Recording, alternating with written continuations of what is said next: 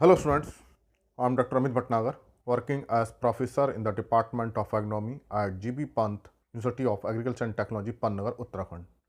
I have uploaded a lecture about the determination of total nitrogen in soil and in continuation how the available or the mineralizable nitrogen is determined. So first understand what is the difference between total nitrogen and available or mineralizable nitrogen. Actually, organic matter is 95 to 99% source of nitrogen. तो जो भी nitrogen soil में है वो organic matter से हमें मिलती है। ये बात अलग है कि हम बाहर से यूरिया से, डीएपी से, किसी और सोर्स से हम देते हैं। Naturally nitrogen is available from organic matter, while in case of the other nutrient like phosphorus, potassium और sulfur, minerals are present। तो जो दूसरे न्यूट्रेंट होते हैं उनके केस में मिनरल्स होते हैं, रॉक की वेदरिंग होती है, मिनरल्स निकलते हैं, उससे नाइट्रोजन न्यूट्रेंट्स अवेलेबल होते हैं।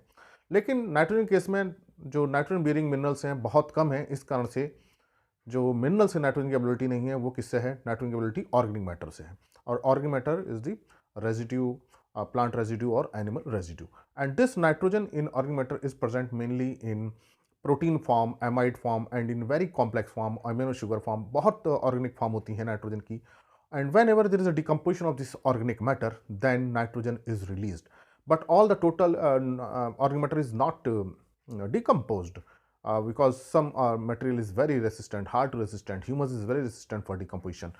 So whenever we talk about the total nitrogen in soil, इसको पहले आप समझें कि जो टोटल नाइट्रोजन है, total N in organic matter, so if all the जो भी फॉर्म जो नाइट्रोजन की है, अमीनो शुगर्स हैं, चाहे अमाइड है, चाहे प्रोटीन है, अगर वो टोटल सारी ब्रेक हो जाती है, if total is oxidize, total is decomposed, then whatever amount is present, that is the total nitrogen। But actually the total organic matter is not decomposed, only a part is oxidizable।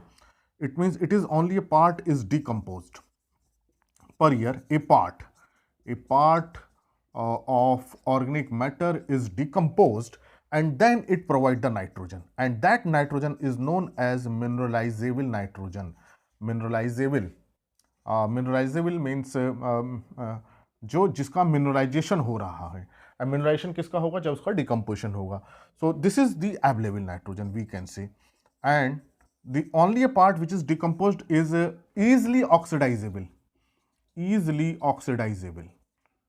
तो सारा का सारा जो organic matter है वो decompose नहीं होता है। ह्यूमिक कंपाउंड है, नॉन ह्यूमिक कंपाउंड है, बहुत कॉम्प्लेक्स चेन होती हैं। तो यहाँ तो बहुत कंपाउंड्स हैं इस ऑर्गेनिक मैटर के अंदर जिसमें टोटल नाइट्रोजन है।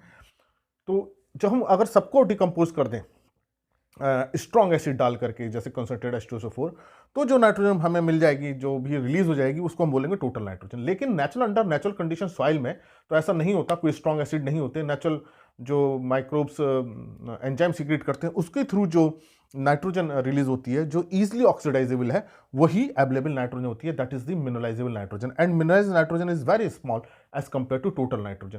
तो टोटल नाइट्रोजन तो आपको 2000 kg, 600 kg, 1600 kg इतनी ज़्यादा होती है पर हेक्टर में। अवेलेबल हार्डली 100 और 200 kg, hardly 300 kg nitrogen per hectare जो है अवेलेबल होती है। तो ये डिफरेंस है टोटल नाइट्रोजन और अवेलेबल नाइट्रोजन है। अब इसको जो है हम कैसे डिटरमाइन करते हैं? तो टोटल नाइट्रोजन का था, मैंने बताया था कि Kjeldahl method is used, and in Kjeldahl method 3 process are used. Digestion हम करते हैं विद द कंसंट्रेट H2SO4, हम डाइजेशन कंसंट्रेट H2SO4 के साथ करते हैं।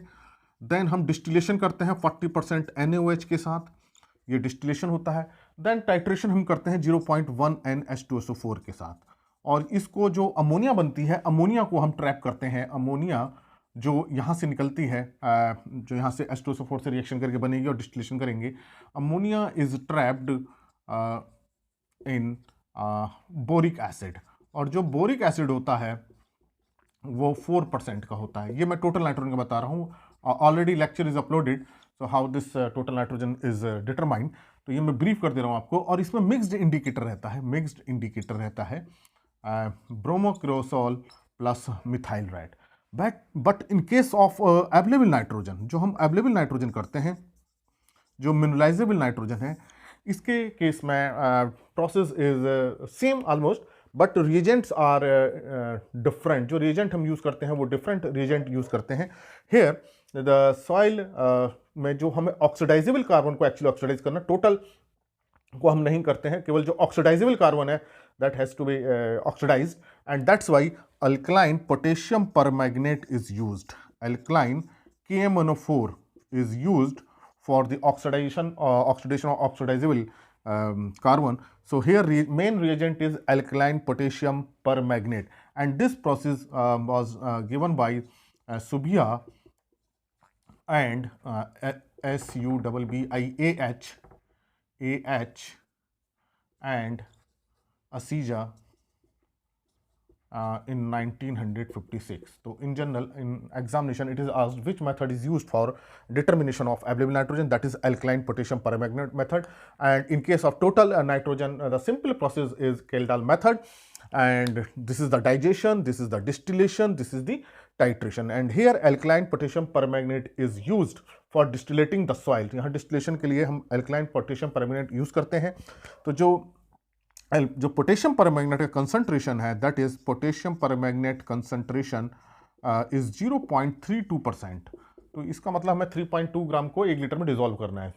0.32% मतलब 3.2 gram potassium permanganate is dissolve in 1 litre distilled water, and it is alkaline, that's why NaOH is used, and NaOH is used 2.5%।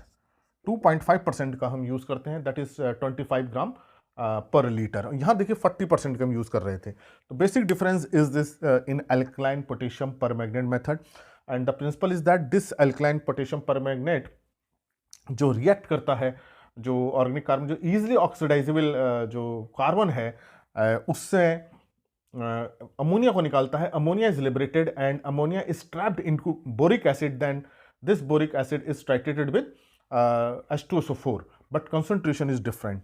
तो यहाँ प्रिंसिपल तो सेम है, यहाँ भी यहाँ क्या करते थे, ऑक्सीडाइज करते थे, अमोनिया बनाते थे, देन अमोनिया को बोरिक एसिड में ट्रैप करके इस NH2SO4 से टाइट्रेशन करते थे। यहाँ KMnO4 इज यूज्ड, जो ऑर्गेनिक मैटर में जो RNS2 जो फॉर्म है जो ईजिली ऑक्सीडाइजेबल है, जब ये KMnO4 से रिएक्ट करती है तो ये KMnO4 एक्चुअली नेसेंट ऑक्सीजन को निकालता है।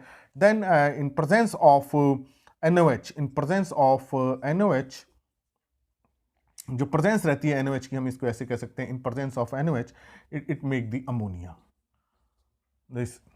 दिस अमोनिया, अब इसको आप समझ गए होंगे KMnO4 कैसे करता है। KMnO4 नेसेंट, ये ऑक्सीडाइजिंग एजेंट है, नेसेंट ऑक्सीजन निकालता है। तो जब ये करता है नेसेंट ऑक्सीजन मतलब सिंपल O जो है वो निकलती है, और जो RNS2 जो ऑक्सीडाइजेबल है उसके साथ रिएक्शन करके दिस अमोनिया इज प्रोड्यूस्ड। तो ये इसका प्रिंसिपल है कि अमोनिया प्रोड्यूस हो गई। Now this ammonia is trapped into boric acid. Principle is same. Now it is trapped in boric acid. यहाँ पे भी देखिए बोरिक एसिड में ट्रैप कर रहे थे, trapped in boric acid. अब यहाँ जो बोरिक एसिड है that is 2%। यहाँ देखिए कितने का था, 4% का, यहाँ कितने का है, only 2%।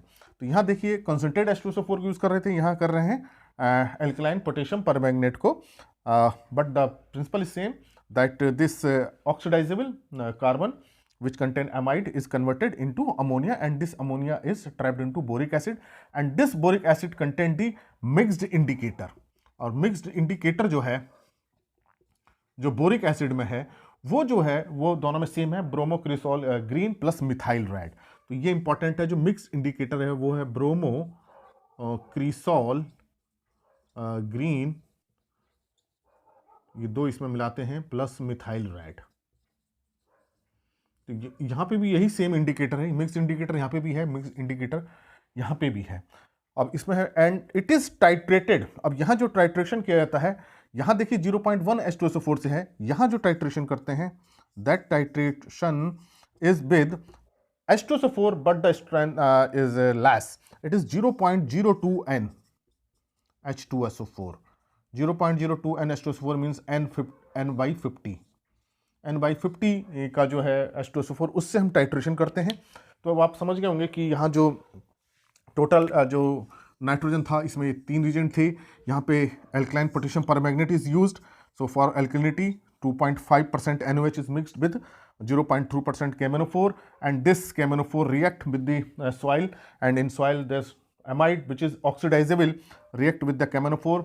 Actually KMnO4 से react नहीं करता है, ये KMnO4 निसेंट ऑक्सीजन को निकालती है O को, and this O react with this NH2 oxidize करता है in presence of NOH. Then ammonia is formed. This ammonia is trapped into boric acid which contain mixed indicator.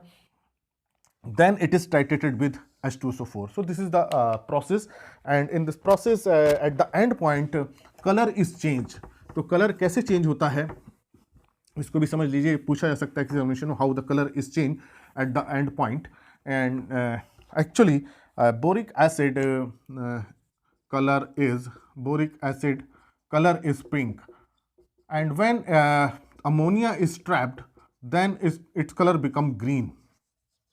तो ये green colour की हो जाती है. और जब इसको हम टाइट्रेट करते हैं, titration with H2SO4, that is 0.02 and H2SO4, then at the end point it color become again pink.